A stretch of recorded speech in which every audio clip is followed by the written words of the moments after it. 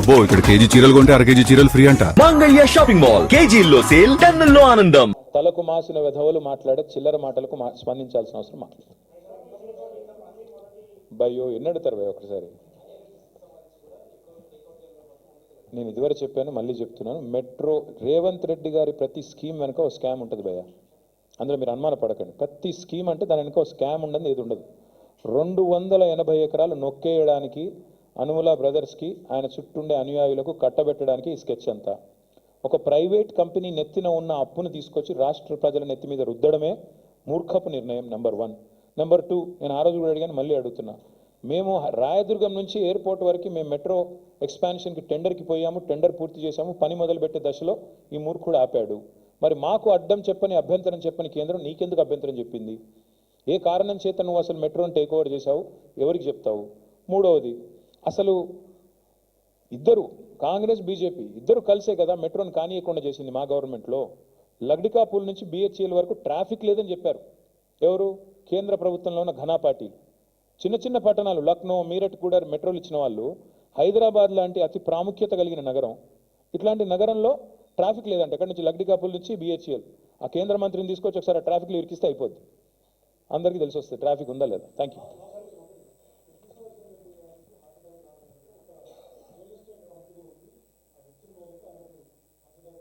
ఎవరన్నారు? నాకు ఐడియా లేదు. కాకపోతే ఒకటి మాత్రం వాస్తవం, మా నాయకులందరినీ వేధిస్తున్నారు. ఇది మాత్రం వాస్తవం. ఆర్ఎస్ ప్రవీణ్ గారు మాట్లాడారు, నేను చూశాను. మా నాయకులు ఒక్కరిని కాదు, ఈ రాష్ట్రంలో ఉన్న మా పార్టీ నాయకత్వం గ్రామీణ స్థాయి నుంచి రాష్ట్ర స్థాయి దాకా అందరం కూడా ఇలా టార్చర్కి బాధితులమే. కొంతమంది కాకపోతే ఆరోగ్య సమస్యలు వారు ఉన్న పరిస్థితుల్లో వారికి నిజంగానే కొంత అది కొద్దిగా ఎగ్జాజరేట్ కావచ్చు, ఒత్తిడికి లోన్ కావచ్చు, జరిగి ఉండవచ్చు. ఎందుకంటే ఒకటి మాత్రం వాస్తవం, సుదర్శన్ రెడ్డి గారు నా దగ్గర కూడా వచ్చారు.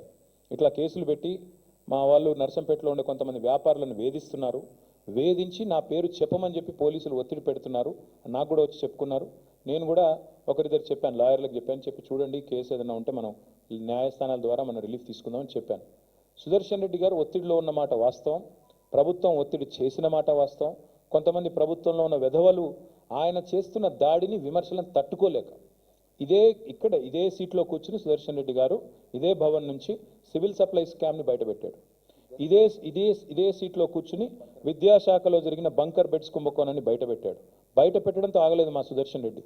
అవన్నీ తీసుకెళ్ళి, ఆ మొత్తం కాగితాలు, ఆధారాలు తీసుకెళ్ళి ఈడీ ఆఫీస్ పోయాడు, అక్కడ ఇచ్చాడు. తర్వాత సుప్రీంకోర్టుకు పోయాడు. బాధాకరం ఎక్కడ అంటే శ్రీనివాస్, సుదర్శన్ రెడ్డి గారు చనిపోయిన మర్నాడు సుప్రీంకోర్టు నుంచి మాకు కొంత రిలీఫ్ వచ్చింది, ఒక గైడెన్స్ కూడా వచ్చింది, వీరిని నోటీస్ వచ్చింది.